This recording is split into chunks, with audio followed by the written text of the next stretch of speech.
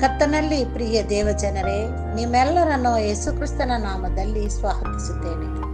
ಈ ದಿನದ ವಾಕ್ಯವು ಹೊಸ ಒಡಂಬಡಿಕೆಯಲ್ಲಿ ಮತ್ತಾಯನು ಬರೆದ ಸುವಾರ್ತೆ 6ನೇ ಅಧ್ಯಾಯ 33ನೇ ವಚನ.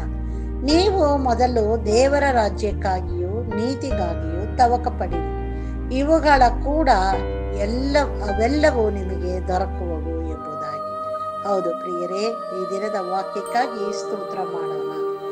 ಲೋಕದಲ್ಲಿ ನಮಗೆ ಆಶೀರ್ವಾದವು ಬೇಕಾದರೆ ನಾವು ಮೊದಲನೆಯದಾಗಿ ದೇವರ ರಾಜ್ಯವನ್ನು ಮತ್ತು ನೀತಿಗಾಗಿಯೂ ತವಕ ಪಡಬೇಕು. ಯಾವುದು ದೇವರ ರಾಜ್ಯ, ಯಾವುದು ನೀತಿ ಎಂದು ತಿಳಿದು ಅದರಂತೆಯೇ ನಡೆಯಬೇಕು. ಆಗ ಮತ್ತೆಲ್ಲ ಆಶೀರ್ವಾದವು ನಮಗೆ ದೊರಕುತ್ತದೆ. ಆತನ ವಾಕ್ಯವನ್ನು ಓದುತ್ತಾ ಧ್ಯಾನಿಸುತ್ತಾ ಆತನನ್ನು ಪೂರ್ಣ ಹೃದಯದಿಂದ ಹುಡುಕುವಾಗ ಎಲ್ಲ ಆಶೀರ್ವಾದವನ್ನು ಆತನು ನಮಗೆ ದಯಪಾಲಿಸಿ ನಮ್ಮನ್ನು ನಡೆಸುತ್ತಾನೆ. ಆದರೆ ನಾವು ಮಾಡಬೇಕಾಗಿರುವಂಥದ್ದು ದೇವರ ರಾಜ್ಯ, ಅದನ್ನು ಹುಡುಕಬೇಕು.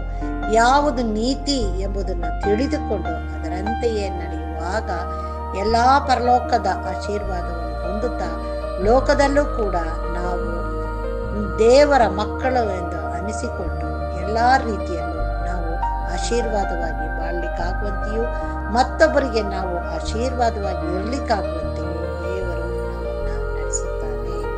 ಪ್ರಾರ್ಥಿಸೋಣ.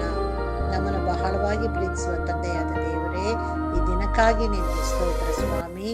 ಹೌದು ಕರ್ತನೆ, ನಾವು ಈ ದಿನದ ವಾಕ್ಯದ ಪ್ರಕಾರವಾಗಿ ದೇವರ ರಾಜ್ಯವೆಂದರೆ ಏನು, ನೀತಿ ಎಂದರೆ ಏನು ಎಂಬುದನ್ನು ತಿಳಿದುಕೊಂಡು ಅದರಂತೆಯೇ ನಡೆಯುವಾಗ ಬೇರೆ ಎಲ್ಲ ಆಶೀರ್ವಾದಗಳನ್ನು ಕೊಟ್ಟು ನೀನು ನಮ್ಮನ್ನು ನಡೆಸಿದ್ಯಪ್ಪ. ಅದಕ್ಕಾಗಿ ನಿನಗೆ ಸ್ತೋತ್ರ.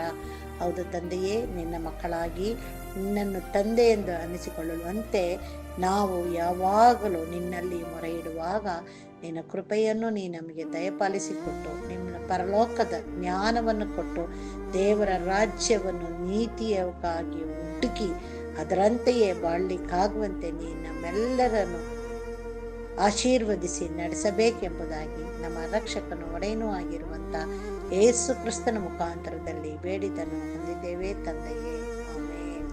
ದೇವರು ಈ ವಾಕ್ಯವನ್ನು ಮತ್ತು ನಮ್ಮೆಲ್ಲರನ್ನು ಆಶೀರ್ವದಿಸಲಿ.